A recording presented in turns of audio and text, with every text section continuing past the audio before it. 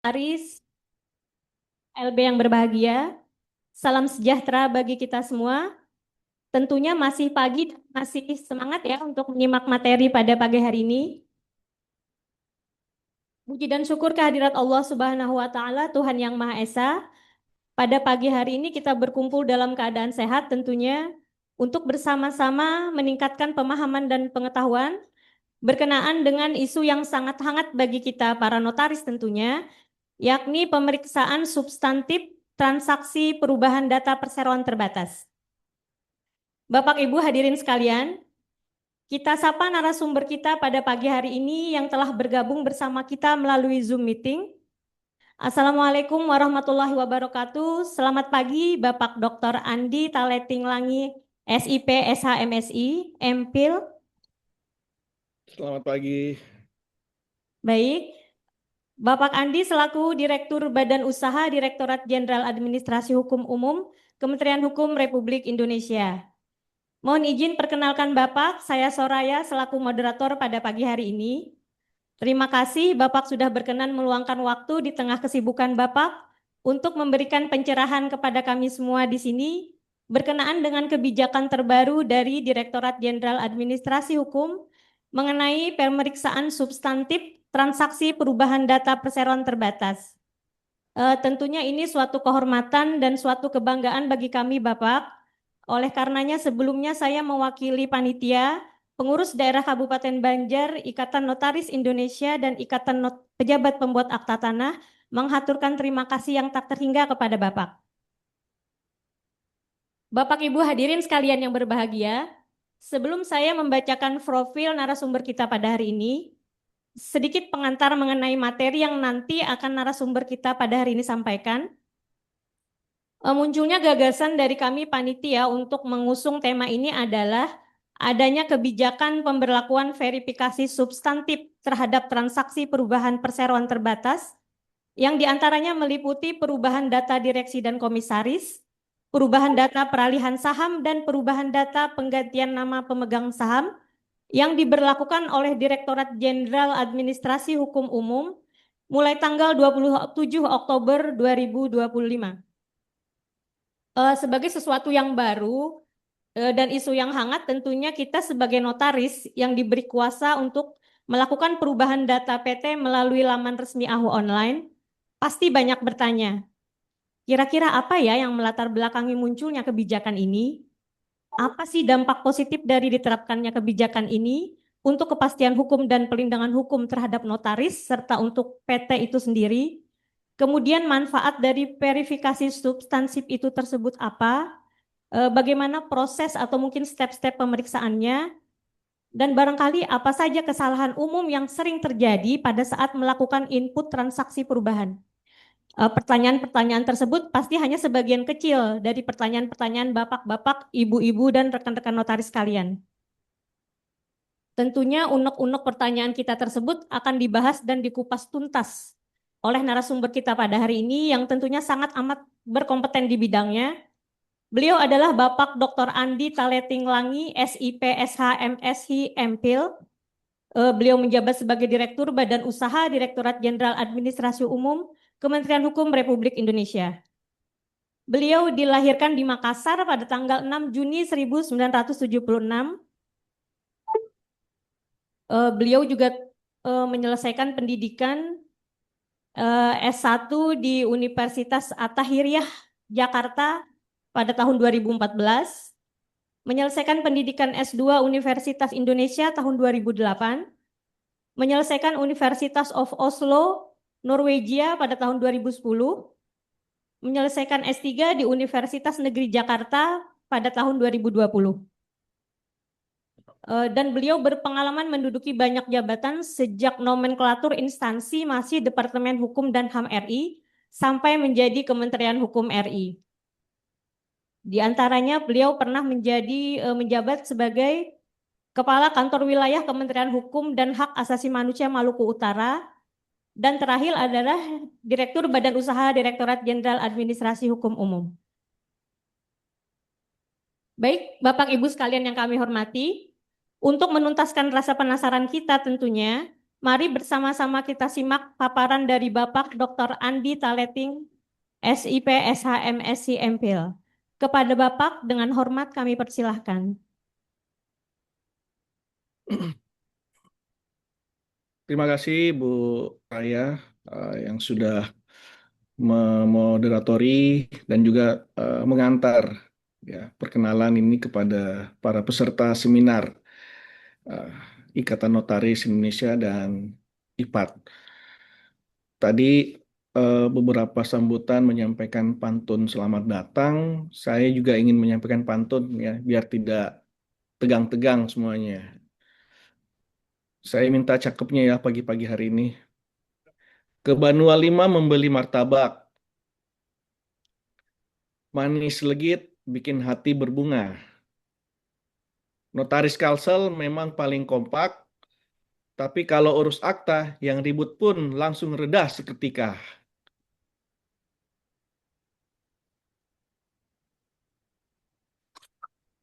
Satu lagi, air pasang dari Sungai Martapura sampai ke Siring tempat orang bergaya. Seminar dimulai, hadirin ceria. Tolong yang masih single jangan baper kalau dibilang akta, karena belum ada pasangan yang tanda tangan bersama.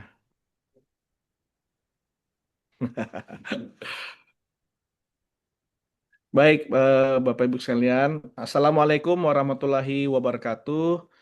Selamat pagi, salam, Om Swastiastu, Namo Buddhaya, salam kebajikan, salam sejahtera bagi kita semua. Yang saya hormati Ketua Pengwil Kalsel, Bapak Farid Sarifudin, Ketua Pengda ini Jawab Banjarmasin, Ibu Yeyen Triastuti, perwakilan dari Kementerian ATR BPN, Bapak Langlang Tresna Permagati, Ketua Pengurus IPAT Kalimantan Selatan, Bapak Dr. Bahrudin, Ketua Pengda PPAT, Bu Tati Yuliati, dan perwakilan dari Kantor Wilayah Kementerian Hukum Kalimantan Selatan, Ibu Kabit Ahud, Bu Dewi, yang juga sudah hadir di tengah-tengah acara seminar ini. Terima kasih juga atas undangan dari pengurus INI Kalimantan Selatan yang meminta kami menyampaikan terkait dengan isu yang lagi hangat-hangatnya. Jadi sebagai Direktur Badan Usaha ini lagi booming tahun 2025 ini lagi booming ya. Lagi banyak dicari-cari orang. Saya merasa kayak saya ini kayak DPO ya, kayak daftar pencarian orang untuk ditanyakan soal verifikasi substantif ya. Sebelum saya menyampaikan materi, saya ingin mengklarifikasi ya, beberapa hal. Pertama, banyak yang mengatakan bahwa ini kok dadakan ya, tidak ada sosialisasi dan sebagainya. Maaf, verifikasi substantif ini sebenarnya sudah kita sampaikan setahun 2 tahun yang lalu, Bapak Ibu sekalian. Ya, verifikasi ini kita sudah sampaikan melalui beberapa event-event yang kita lakukan, baik itu secara langsung maupun tidak langsung, atau yang dimaksudkan tidak langsung ini melalui Zoom atau virtual, yang langsung itu melalui beberapa event. Salah satu event itu adalah ketika pertemuan-pertemuan atau rapat kerja, rapat koordinasi dengan MKN, MPW se-Indonesia, biasanya di Bali. Ya, itu sudah disampaikan oleh Direktur Jenderal kepada seluruh perwakilan dari MKN, MPW yang dari unsur notaris itu hadir. Disampaikan bahwa banyak terjadi sengketa dan sebagainya, banyak terjadi pengalihan saham, banyak terjadi penggunaan akun notaris yang sudah meninggal. Ya, itu sudah disampaikan. Dan kemarin sebelum di launching verifikasi ini di September itu, ya, kami sudah simulasi, kami sudah sosialisasi dan langsung simulasikan di depan para pengurus PPINI, Bapak Ibu sekalian. Ya. Harapan kami apa? Bahwa PPIN inilah yang kemudian nanti akan mendistribusikan ya sosialisasi kepada teman-teman di wilayah. Ya, ini saya klarifikasi seperti itu. Yang kedua, ya terkait eh, dengan eh, apa tadi ini beberapa hal yang mengenai kenapa kemudian ini baru ya. Ini bukan baru. Ini bukan kebijakan baru, Bapak Ibu sekalian. Ini adalah kebijakan keluar karena dampak. Ya. Ini kebijakan keluar karena dampak. Apa dampaknya? Jadi gini Bapak Ibu sekalian, tahun 2014, sebelum tahun 2014, ya, seluruh permohonan kepada AHU pada saat itu dilakukan secara manual, betul ya? Dilakukan secara manual, disampaikan secara manual, ya. Kepada siapa? Kepada Menteri Hukum dan HAM pada waktu itu, ya, melalui Direktur Jenderal Administrasi Hukum Umum. Dampak permohonan manual ini itu luar biasa, Bapak. Ya, memakan waktu lama, bisa sampai 3 bulan, 6 bulan. Mungkin Bapak Ibu notaris yang memang sebelum tahun 2014 yang memang sudah apa namanya sudah menjalankan ya jabatan sebagai notarisnya merasakan bagaimana waktu permohonan manual pada waktu itu. Ya, begitu lama. Nah, kemudian pada tahun 2014 dibangunlah sebuah sistem yang namanya Sismin Bakum. Ya. Sismin Bakum inilah yang kemudian memberikan full kewenangan kepada siapa? Kepada notaris. Betul ya? Kita memberikan seluruh kewenangan kepada notaris untuk apa? Untuk mengakses Sismin Bakum itu. Kita menggantikan permohonan tersebut dengan apa? Dengan memberikan akun. Kalau dulu by surat, sekarang surat itu kita ganti. Surat permohonan itu kita ganti dengan akun. Untuk apa? Untuk Bapak itu Ibu mengakses sistem yang diberikan oleh AHU. Ya. Ingat, permohonan diganti oleh akun ya. Berarti selama ini Bapak Ibu masih bermohon kepada Kementerian Hukum untuk apa? Untuk mendapatkan SK Badan Hukum, ya, Badan Hukum yang ditandatangani oleh siapa? Yang ditandatangani atas nama Menteri Hukum dan HAM pada waktu itu atau sekarang atas nama Menteri Hukum, Direktur Jenderal Administrasi Hukum Umum. Jadi yang mengeluarkan SK Badan Hukum adalah pejabat tinggi yang ada di Kementerian Hukum. Saya luruskan ini, Bapak Ibu sekalian. Yang mengeluarkan SK Badan Hukum, SP Badan Hukum adalah pejabat tinggi, pejabat negara, ya, yang ada di Kementerian Hukum. Kalau akta, ya, dibuat oleh siapa? Dibuat oleh para notaris. Dibuat oleh para notaris, yang kemudian akta itu bisa berlaku setelah mendapatkan SK Badan Hukum dari mana? Dari negara, dalam hal ini pemerintah. Nah, yang ingin saya katakan bahwa ketika Bapak Ibu meminta SK Badan Hukum itu, selama ini ya, selama 2014 sampai dengan 2025 sebelum keluar verifikasi substantif ini ya, dengan full kewenangan yang kita berikan kepada notaris, apa yang terjadi? Banyak penyalahgunaan, Bapak Ibu sekalian. Banyak penyalahgunaan. Ingat, yang mengakses sistem kita ini cuma satu profesi, yaitu notaris. Bukan orang lain, bukan korporasi, bukan siapapun, tapi notaris yang kita berikan kepercayaan untuk mengakses sistem kita. Apa yang terjadi? Jadi muncullah berbagai masalah yang muncul. Ya. Kalau saya ingin katakan bahwa Direktorat Badan Usaha di tempat kami ini itu adalah etalase dari kinerja para notaris. Kenapa saya katakan itu etalase? Karena begitu banyaknya dokumen yang kami tangani, begitu banyaknya pemanggilan polisi yang harus kami hadapi, begitu banyaknya peradilan yang kami menjadi tergugat. Itu apa? Itu artinya apa? Itu adalah artinya bahwa memperlihatkan kinerja dari para notaris yang masuk ke dalam Direktorat Badan Usaha. Kami ini seperti kayak cuci piring Bapak Ibu sekalian, ya. Cuci piring dari apa? Perilaku oknum-oknum, ya, yang memanfaatkan jasa notaris, yang memanfaatkan keberadaan notaris untuk melakukan tindakan-tindakan perbuatan melawan hukum. Nah, karena apa? Karena kita tadi saya sudah sampaikan, kita memberikan full kewenangan kepada notaris yang berbasis self declaration tanpa dilakukan verifikasi, tapi disalahgunakan. Akhirnya apa yang terjadi?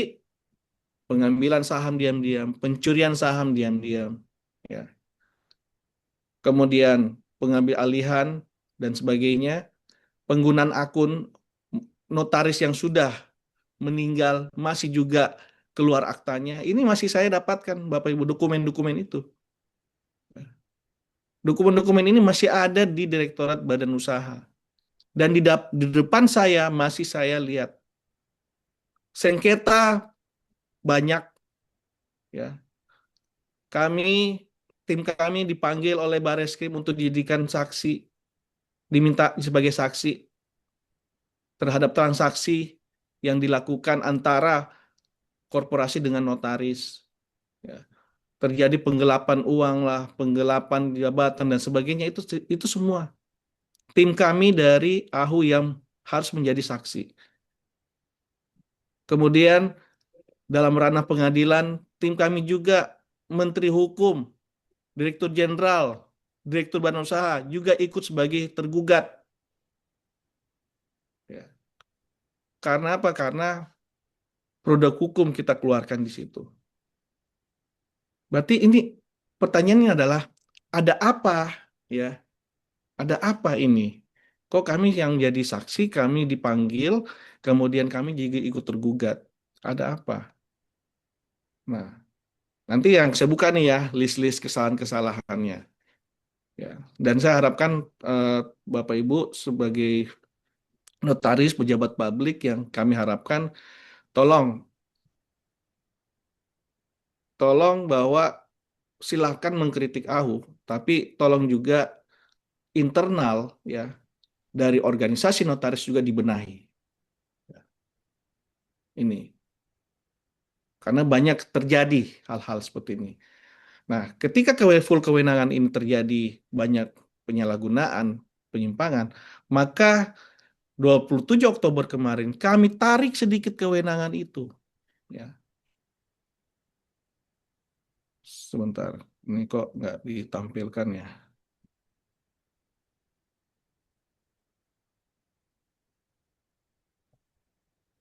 Oke, kami tarik kewenangan itu.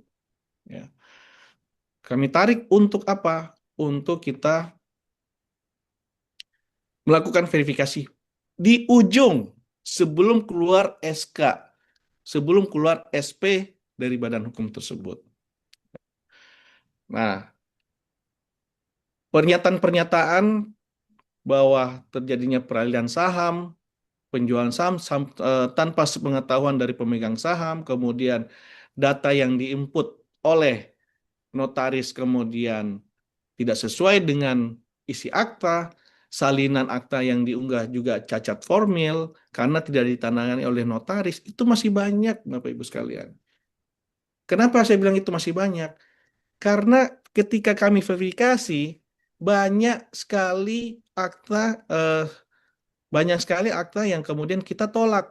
Permohonan dalam verifikasi itu permohonan-permohonan kita tolak. Kenapa? Ini salah satunya adalah masa akta tidak ditandatangani oleh notaris, ya, kasihan, ya. Kalau Bapak Ibu memikirkan bagaimana mensejahterakan karyawan Bapak Ibu sekalian di kantor notaris, kalau kami memikirkan, ya, ribuan bahkan ratusan ribu buruh pekerja yang ada di perusahaan itu. Bayangkan kalau suatu perusahaan ini sengketa, Bapak Ibu sekalian, ya, operasionalnya terhenti karena sengketa dan harus diselesaikan di peradilan, mendapatkan putusan inkrah, ya, tidak bisa menjalankan operasional dalam perusahaan itu. Bagaimana mereka bisa menggaji para buruh? Bagaimana bisa menggaji para pegawai itu? Bagaimana mereka memikirkan anak istrinya untuk dikasih makan apa? Kami memikirkan seperti itu. Nah, oleh karena itu dampak ini sangat luas, ya.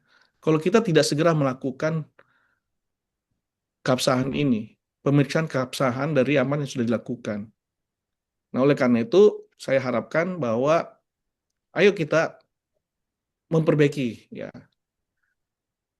Kebijakan ini nanti suatu saat juga kita akan tarik, ya. Kita akan tarik dengan sistem baru yang kita akan kembangkan, ya. Apakah nanti verifikasi substantif ini kita serahkan kepada AI, ya. Ya, tidak lagi sekarang yang by manual yang diperiksa oleh para verifikator, nanti kita serahkan ke AI ya biar aja semua apa robot yang akan melihat gitu. Tapi apakah juga robot nanti itu berpikir punya punya titel SH, MH kan gitu? Nggak semua bisa dilakukan seperti itu. Nah, kemudian dari proses hukum ini, ya, di mana proses perubahan yang dilakukan tanpa melalui tahapan yang benar itu menimbulkan respon yang beragam, ya, yang di mana ini kerap menempatkan kementerian kami ini sebagai pihak dalam upaya hukum yang diajukan oleh pihak dirugikan, termasuk dalam hal pidana. Di sini banyak sekali, ya, Bapak Ibu sekalian, dalam hal memasukkan keterangan palsu dalam akta otentik itu juga menjadi delik yang sering menjadi laporan kepolisian. Kemudian dalam keperdataan pembatalan akta notaris karena dianggap proofnya tidak sesuai, ya. Ini hampir semua ditemukan di setiap gugatan perdata dan yang menempatkan juga notaris sebagai tergugat dan menteri hukum juga sebagai ikut tergugat. Nah, kemudian dalam tata usaha negara keberatan, ya, di mana ada keberatan atas penerbitan surat pemberitahuan perubahan yang di mana ini menjadi mayoritas perkara, ya, yang menempatkan menteri hukum sebagai pihak tergugat, ya. Yang memang yang mana sebenarnya SK maupun SP itu tidak akan keluar kalau tidak dilampirkan oleh akta yang tersebut yang sudah diupload Bapak Ibu sekalian di dalam sistem ini, ya. Akta itu keluar, SK SP itu keluar setelah akta itu diupload, ya. Tidak mungkin SK dan SP itu keluar kalau akta ini tidak diupload, ya. Dan siapa yang bisa mengupload akta tersebut di dalam sistem adalah notaris, ini. Nah, oleh karena itu kami tarik sedikit kewenangan, ya. Kami tarik sedikit kewenangan untuk apa? Untuk kita lakukan pemeriksaan substantif. Inti dari pemeriksaan substantif sebenarnya adalah, ya, Bapak Ibu sekalian, salah satunya adalah untuk juga melindungi notaris dari tindakan-tindakan ilegal, ya, dari tindakan mafia-mafia saham, ya, yang ingin menggunakan jasa, yang ingin menggunakan kinerja dari para notaris atau produk dari notaris, ya. Ini sebenarnya verifikasi ini tolong dilihat dari sisi positifnya adalah melindungi notaris. Bahwa pemeriksaan substantif yang diterapkan ini untuk memastikan bahwa setiap transaksi perubahan ini yang tiga hal ini, ya, pergantian direksi, peralihan saham, dan juga pergantian nama pemegang saham, ya, itu sesuai dengan jenis transaksi dokumen pendukung yang diunggah. Jadi tiga hal ini kita ingin lihat. Tapi dalam intinya adalah siapa yang bertanggung jawab, ya, dalam transaksi ini. Kalau kami di AHU, ya, dengan adanya pemeriksaan substantif ini, kami tidak ingin bahwa notaris itu yang bertanggung jawab. Notaris ini memfasilitasi. Jangan sampai notaris yang bertanggung jawab yang kemudian nanti kalau ada masalah hukum, notaris yang kemudian ditarik-tarik ke ranah pidana maupun perdata. Nah, dengan verifikasi substantif ini, kita menginginkan bahwa siapa yang bertanggung jawab. Misalnya, ya, pergantian direksi komisaris. Ya, kami ingin melihat apakah pemegang saham itu, ya, baik itu mayoritas, baik itu minoritas, baik itu hanya mayoritas saja, setuju dengan pergantian ataupun, ya, mengangkat kembali direksi komisaris di dalam perusahaan itu. Setuju atau tidak? Kalau dia setuju, itu berarti dia bertanggung jawab. Nah, yang kedua, peralihan saham, ya, penjualan saham. Kita juga menginginkan bahwa ada persetujuan dari pemegang saham. Ya.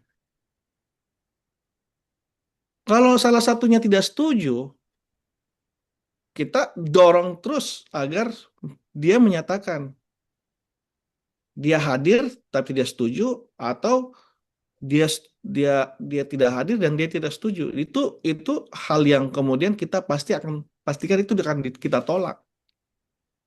Ya. Selama sahamnya diambil orang, ya, dan dia tidak setuju dalam huruf situ, sahamnya dialihkan secara diam-diam, pasti akan kita tolak. Nah, inilah gunanya verifikasi substantif itu. Ya. Ataupun kalau dalam hal RUPS, dia tidak setuju ada peralihan saham. Namun, ya, sahamnya tidak diutak-atik. Dia minoritas tapi tidak diutak-atik. Tapi terjadi peralihan saham antara, ya, pemegang saham lain. Ya, kita akan pertimbangkan untuk tetap dilanjutkan proses ini, keluar SP-nya. Selama yang tidak diutak-atik adalah pemilik saham itu sendiri. Nah, tergantung termasuk dengan pergantian nama pemegang saham. Bukan orangnya, Bapak Ibu sekalian. Ini banyak sekali terjadi kesalahan, ya. Pergantian nama pemegang saham. Misalnya, ya, ini salah satu contoh, ya, dalam hal pergantian nama pemegang saham. Ini ini banyak sekali dilakukan kesalahan oleh para notaris. Kenapa? Dia memasukkan aktanya, permohonannya itu adalah peralihan saham. Padahal itu bukan peralihan saham, itu adalah pergantian nama pemegang saham. Misalnya apa? Misalnya nama saya, ya, Andi Taleting Langi, ya. Kemudian karena ada penetapan, karena ada perubahan nama saya, ya. Misalnya tadi di dalam KTP ini, di dalam KTP saya itu di KTP saya itu Andi T Salahuddin, ya. Tapi di ijazah saya adalah Andi Taleting Langi, gitu. Nah, saya ingin menyatakan bahwa nama saya ganti dengan yang tadinya di KTP itu Andi T Salahuddin, menggantikan menjadi Andi Taleting Langi. Itu namanya pergantian nama pemegang saham. Tapi yang dilakukan adalah ketika nama Andi, nama Andri, nama Wati, ya. Kemudian Wati ini, ya, diganti oleh Budi misalnya. Itu namanya itu namanya peralihan saham, Bapak Ibu sekalian. Ya. Bukan pergantian nama pemegang saham. Nah, ini yang banyak sekali terjadi. Banyak miss di sini. Banyak yang miss. Wati diganti Budi, itu terjadi peralihan saham, penjualan saham terjadi di situ, atau pemindahan sahamnya terjadi di situ. Tapi yang namanya pergantian nama pemegang saham, yang tadi namanya Andi T, kemudian Andi menjadi Andi Teleting, itu namanya pergantian nama pemegang saham. Karena apa? Ada perbedaan di dalam dokumen di situ antara KTP dengan akte kelahiran misalnya seperti itu, ya. Nah, namun Bapak Ibu sekalian, ini saya sudah mulai masuk sedikit teknis, di mana AHU, ya, kita ini dalam hal memverifikasi tidak menilai, ya, ini juga saya bantah kepada para netizen ya yang mengatakan bahwa emang aku tahu soal akta pembuatan enggak. Terus terang kami itu urusannya notaris soal akta itu. Silakan saja notaris buat akta. Kan yang tanda tangan akta itu ada notaris. Tapi saya ingatkan yang mengeluarkan SK dan SP Badan Hukum adalah menteri atas nama menteri ya gitu. Oleh karena itu, kami nyatakan, kami tegaskan bahwa AHU tidak menilai keabsahan akta. Ya, AHU tidak menilai keabsahan akta, dan kita hanya memastikan bahwa isian ya form online yang sudah kita siapkan dalam akses tersebut itu sesuai dengan isi akta. Ya, sesuai dengan isi akta. Ketika dia buat akta perubahan, bahwa direksinya si A, si B, dan si C yang akta lamanya, kemudian dia melakukan ada pergantian ya, pergantian dengan direksi yang lama menjadi direksi yang baru, tapi di dalam isian itu masih tetap dengan nama yang lama, padahal di akta perubahannya sudah berubah. Nah, ini yang kemudian kita kembalikan. Tolong sesuaikan isi form ya online ini dengan isi aktanya. Karena yang nanti keluar adalah SP yang sesuai dengan isian form itu, Bapak Ibu sekalian.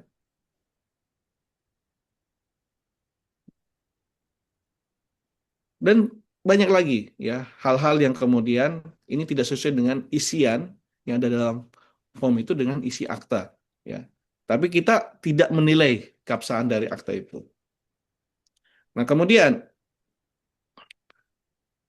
kita memeriksa kelengkapan dokumen pendukung, seperti ada nggak ketika terjadi pergantian, direksi, peralihan, ini ada nggak notula rupsnya yang diupload. Kemudian keputusan pemegang saham di luar RUPS, terus kemudian akta pemindahan hak atas sahamnya, ada itu semua ada hal-hal dokumen yang teman-teman dari konseptor ataupun korektor itu memeriksa semua dokumen ini yang masuk ke kita. Ya, ini yang di apa namanya? Yang dimohonkan apa? Ya, yang dimohonkan adalah direksi komisaris atau peralihan saham atau pergantian nama pemegang saham. Kita kan lihat kalau dia direksi komisaris mana akta yang mana mana dokumen yang diunggah. Ya, peralihan saham mana dokumen yang diupload seperti itu. Dan kita juga memeriksa konsistensi pada riwayat transaksi agar data PT di SAB ini sinkron, tidak tumpang tindih. Ya, ini sinkron. Ya, dan tidak terjadi tumpang tindih. Nah ini. Nah, bagaimana prosesnya Bapak Ibu sekalian dalam hal memastikan bahwa pemegang saham ini tahu ada suatu kejadian hukum, ya.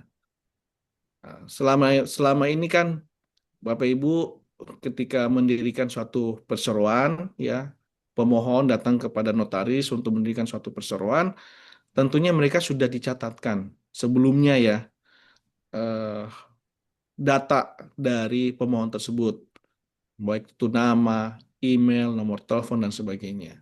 Nah, dari data itulah yang kemudian ketika Bapak Ibu dimintakan oleh pemohon untuk melakukan perubahan ya dari tiga hal ini, yang kemudian ini akan terlink langsung kepada si pemegang saham itu untuk meminta konfirmasi via email. Nah, disinilah yang kemudian kita harapkan kerjasamanya dengan para notaris untuk memastikan bahwa ketika selesai RUPS, PKR, BAR ataupun eh, sirkulernya ya yang kemudian dituangkan dalam akta, ketika diupload ke sistem, pastikan bahwa mereka terima ya email dari AHU. Untuk apa? Untuk mereka pastikan untuk mengklik ya setuju atau tidak. Ya. Mereka mengkonfirmasi melalui email untuk setuju atau tidak terhadap segala transaksi yang dilakukan atau rapat yang dilakukan atau RUPS yang yang sudah dimuat seperti itu. Nah, kemudian kita berikan ya notaris untuk memantau, memastikan apakah pemegang saham sudah konfirmasi atau belum. Jadi kalau bicara lama tidaknya, ya, ya tergantung titik kesalahan, ya. Kesalahan itu macam-macam, Bapak Ibu sekalian, ya. Paling fatal itu adalah ketika eh, jumlah modal, jumlah apa saham atau pengalian saham yang kemudian itu tidak sesuai dengan data isian yang ada. Nah, tapi seringkali juga kesalahan-kesalahan yang kecil terjadi, ya, salah tipe lah, titik, koma dan sebagainya itu juga termasuk hal-hal yang kemudian menghambat, ya, menghambat eh, proses, ya, dikeluarkan SP seperti itu. Nah, ini yang kita harapkan, tolong notaris ya sesuai dengan Undang-Undang Jabatan Notaris benar-benar amanah, ya, benar-benar teliti, ya, benar-benar cermat dalam melihat semua dokumen-dokumen itu sebelum di-upload. Melihat dokumen dengan data isian yang dalam form online ini benar-benar sesuai, ya. Jangan kebut-kebutan, Bapak Ibu sekalian. Saya tahu, ya, masih banyak notaris itu pakai tangan stafnya, ya, untuk mengerjakan, ya. Dalam hal ini kita tutup mata saja. Saya tahu juga notaris, beberapa banyak notaris memberikan akunnya kepada stafnya untuk dikerjakan semua ini, ya. Kami tutup mata saja. Tapi ketika terjadi kesalahan-kesalahan ini, jangan jari Anda ya menunjuk kami melakukan banyak kesalahan. Kita introspeksi diri sama-sama. Kita introspeksi diri sama-sama. Kenapa saya katakan gitu? Banyak notaris audiensi ke saya menanyakan verifikasi substantif ini, yang menanyakan bukan notarisnya, yang menanyakan adalah stafnya. Dalam hati saya, kok yang banyak pengen tahu adalah stafnya, bukan notarisnya. Notarisnya diam-diam aja, gitu. Ini kan jadi pertanyaan aneh saya, gitu loh. Yang harus kepo dan apa yang harus tahu itu kan lebih banyak kepada notaris karena dia menjalankan sistem ini, gitu. Ya. Tapi itu yang terjadi. Nah, kemudian ini ya, beberapa hal dalam proses pemeriksaan substantif pada transaksi perubahan. Ya. Dalam hal peralihan saham, ya, perubahan susunan direktur komisaris dan ganti nama pemegang saham.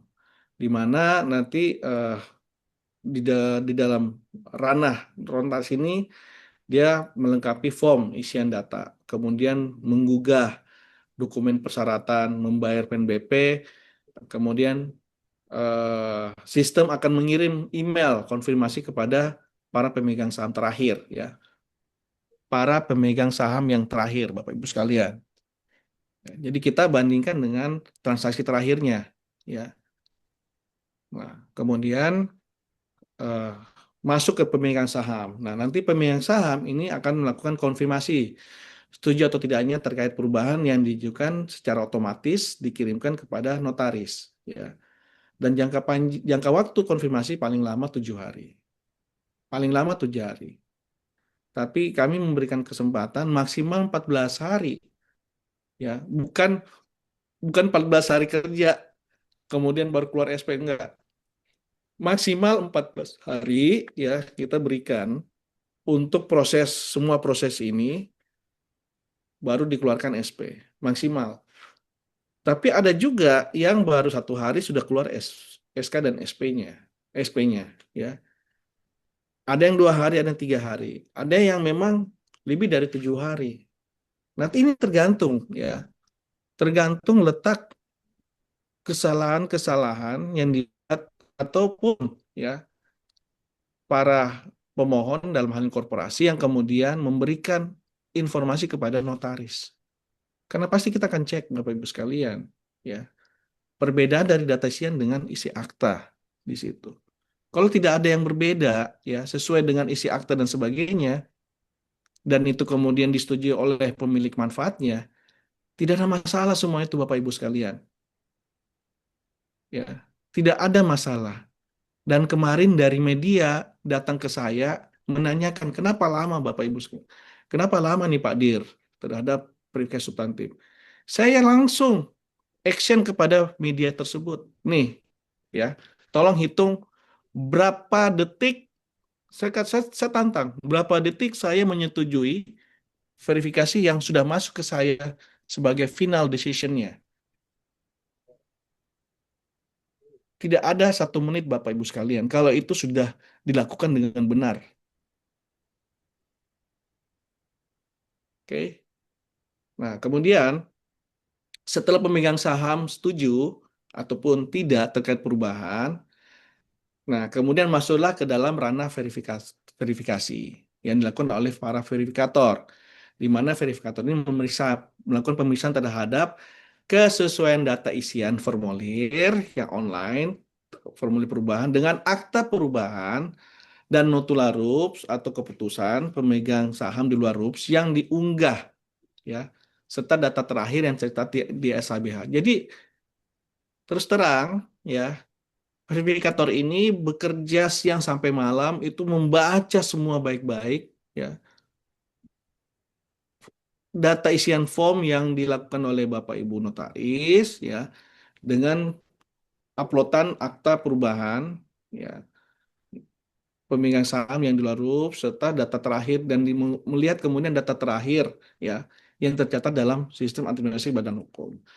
Nah, kalau semua sudah clear, ya, tidak ada masalah, maka keluar SP.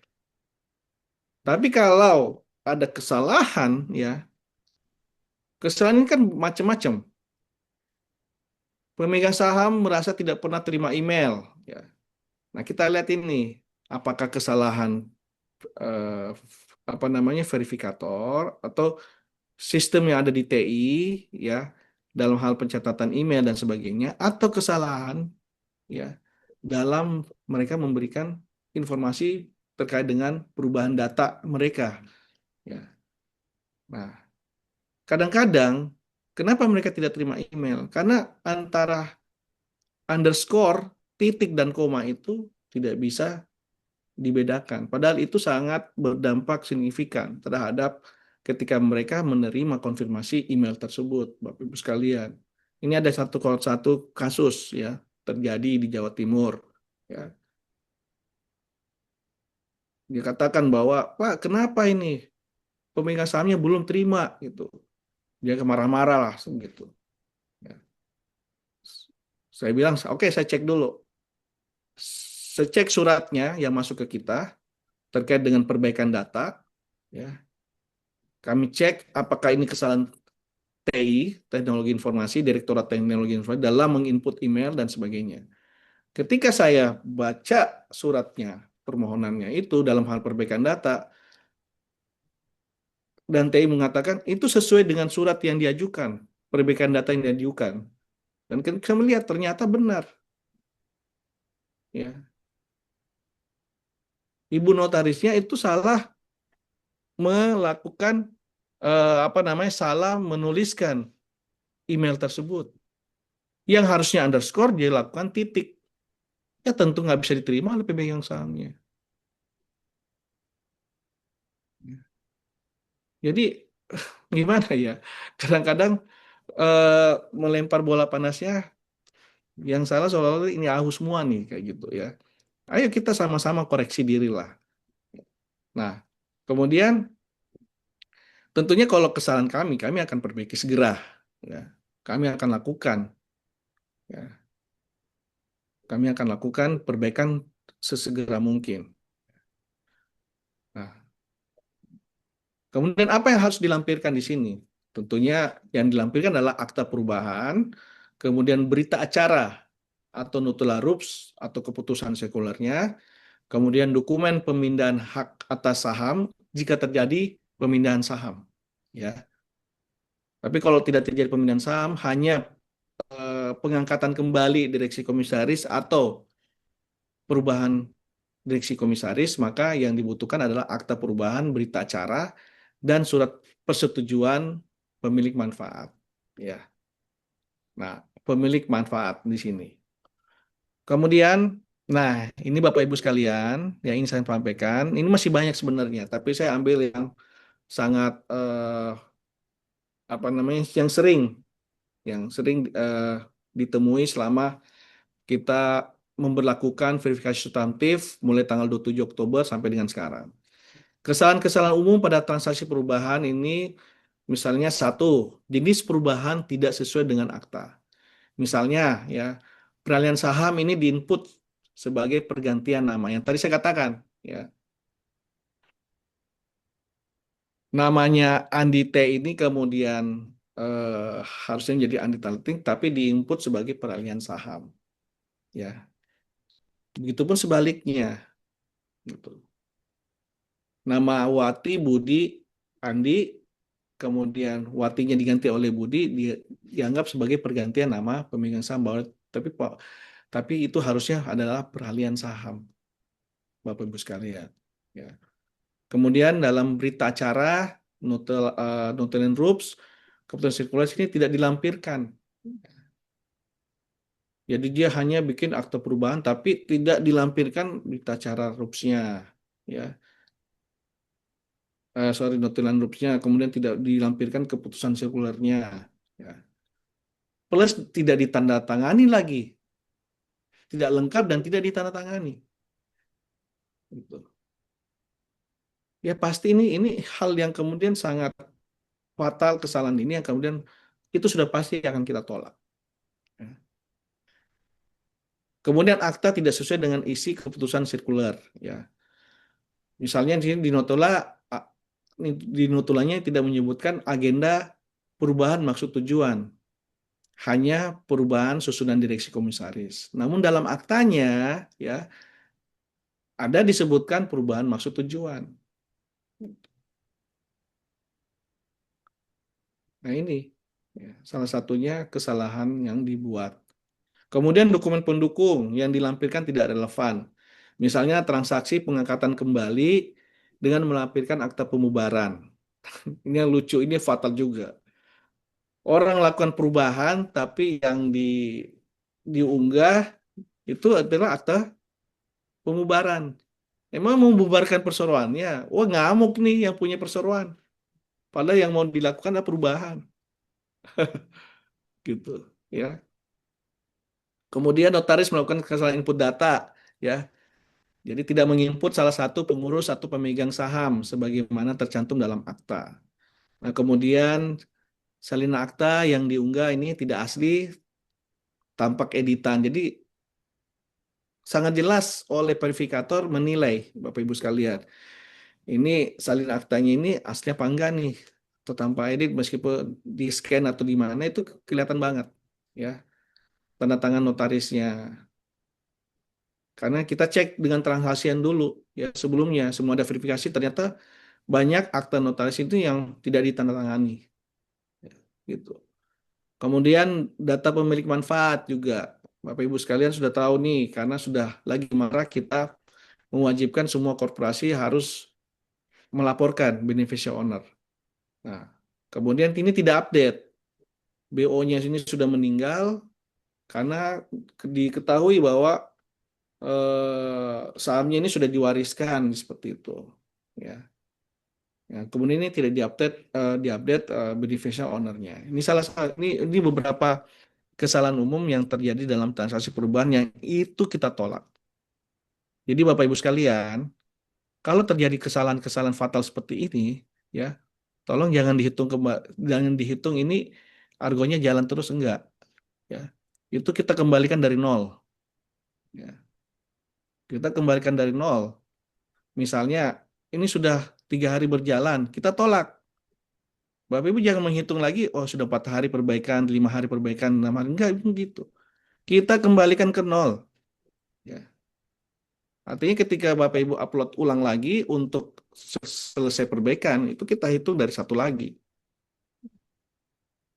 Nah, ini yang banyak sekali eh, apa namanya salah interpretasi bahwa ketika sudah 5 hari kemudian ditolak, mereka masih menghitung, wah masih ada 9 hari nih, gitu kan?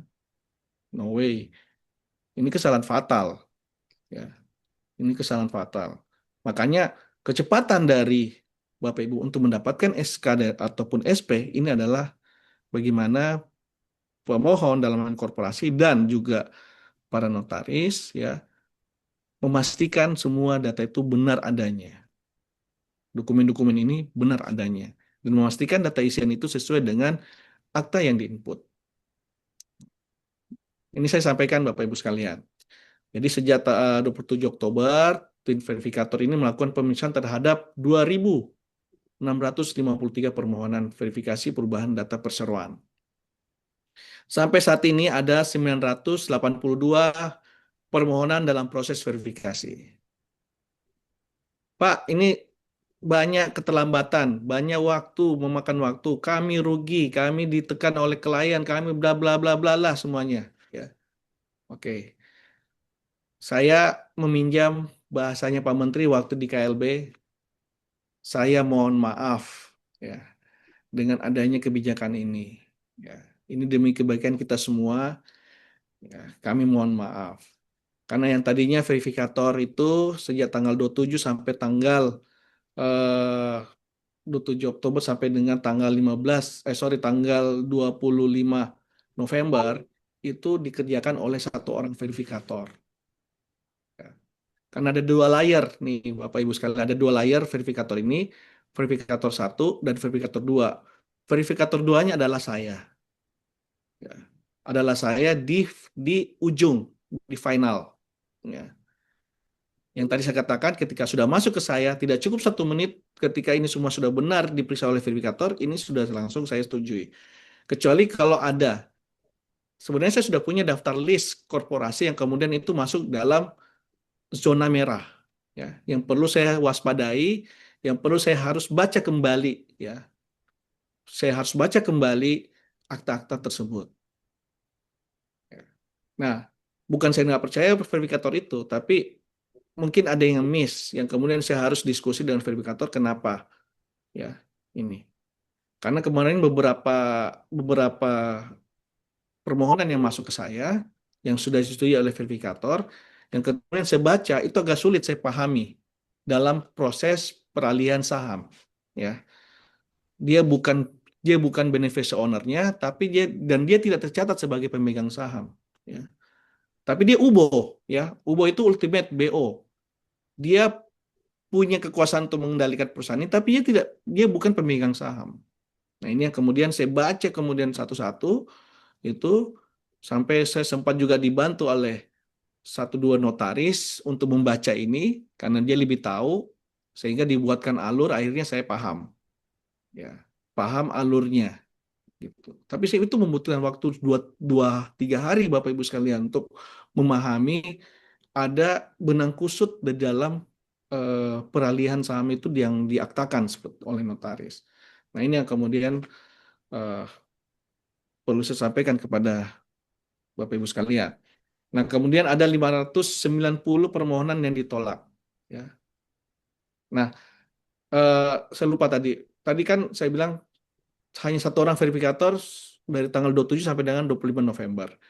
Nah, setelah tanggal 25 November kemarin, ini sudah bertambah verifikator itu menjadi 5 orang. Ya. Jadi satu menjadi 5. Untuk apa? Untuk mempercepat proses yang masuk ke saya. Seperti itu. Mungkin setelah Zoom ini selesai, saya akan kembali lagi dengan pekerjaan saya untuk memverifikasi Bapak Ibu sekalian. Jadi nanti kalau seandainya Bapak Ibu sudah merasa, Pak ini sudah 7 hari loh belum ada kepastian verifikasi atau apa, ya tinggal hubungi saya, ya, tinggal hubungi saya untuk saya memastikan kepada verifikator.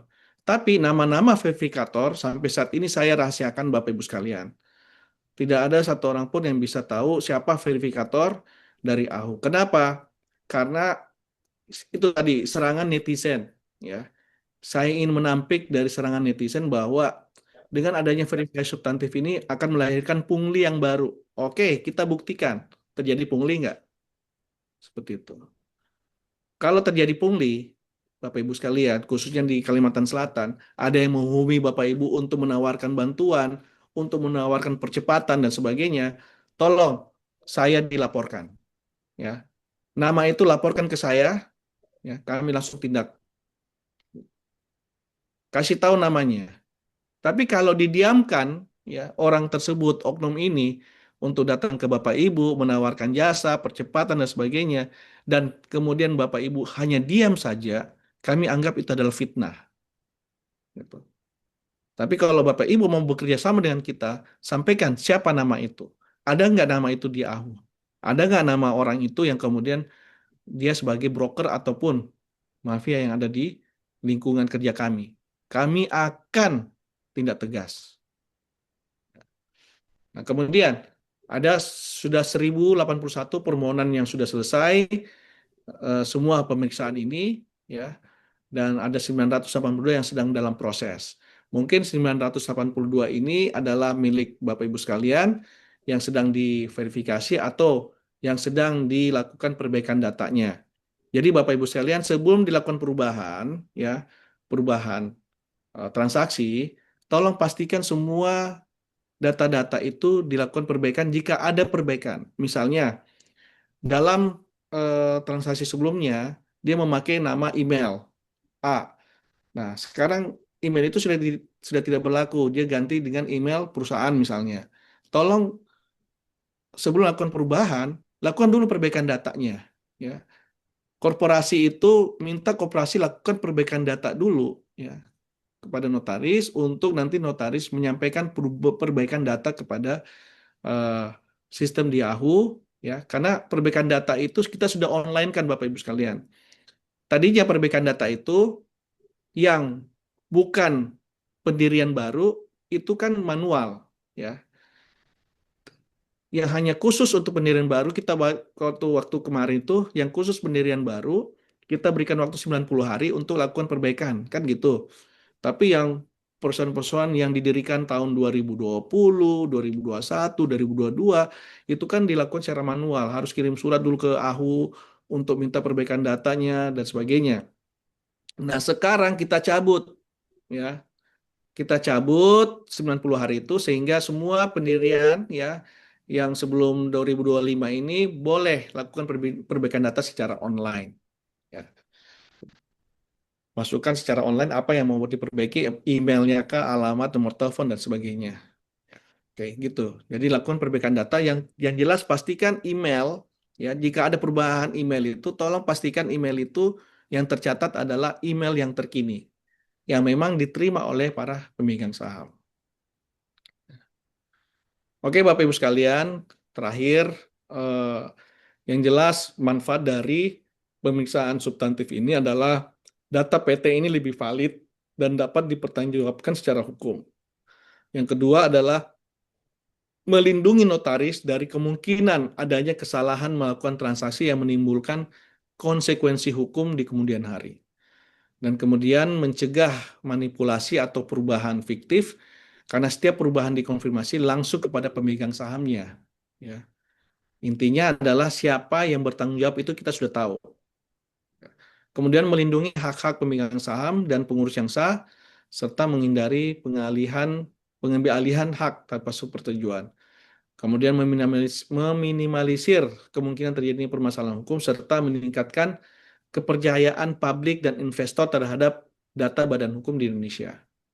Nah, ini yang paling penting adalah bagaimana kita mengembalikan trust kepada investor dari luar terhadap sistem hukum yang ada di Indonesia. Ya, jangan sampai kemudian begitu carut-marutnya persoalan-persoalan pengambilan saham dan sebagainya tidak ada kepastian hukum, maka kita merubah wajah AU ini dari layanan cepat menjadi layanan yang memberikan kepastian hukum. Itu, Bapak Ibu sekalian. Cepat, tapi ada kepastian hukumnya. Dari manual, kita rubah menjadi layanan yang memberikan kepastian hukum, semua meskipun sebuah online, tetapi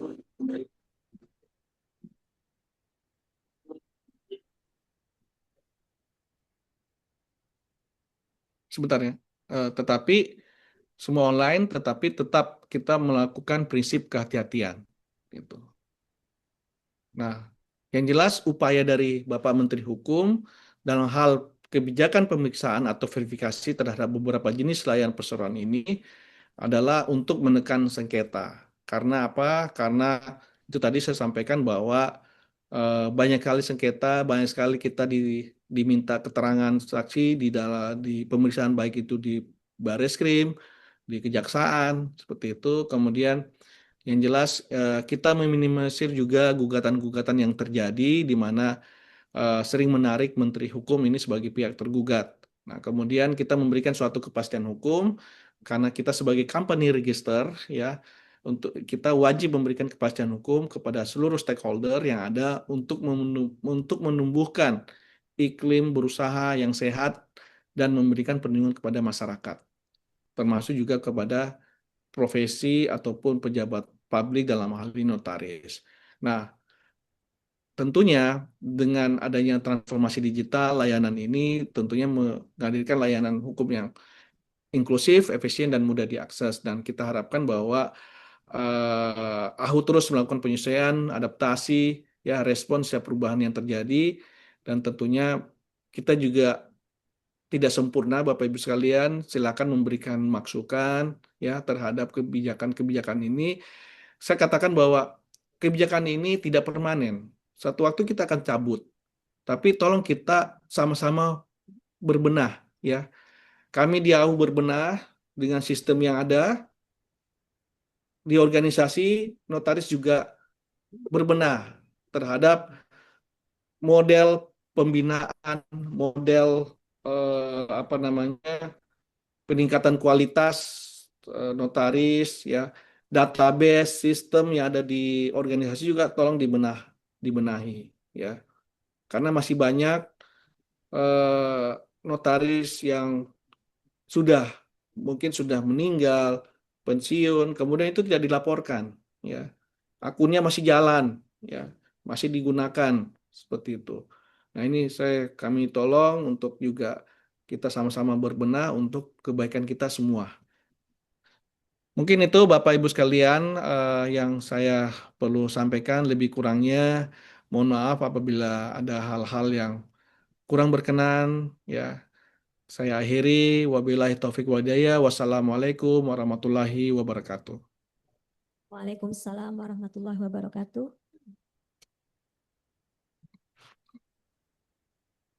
Baik, terima kasih Bapak atas pemaparan materi yang sudah sangat begitu terperinci.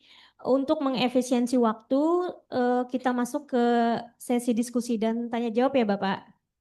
Baik, kepada Bapak Ibu hadirin sekalian yang kami hormati, sesi ini kita bagi dua ya.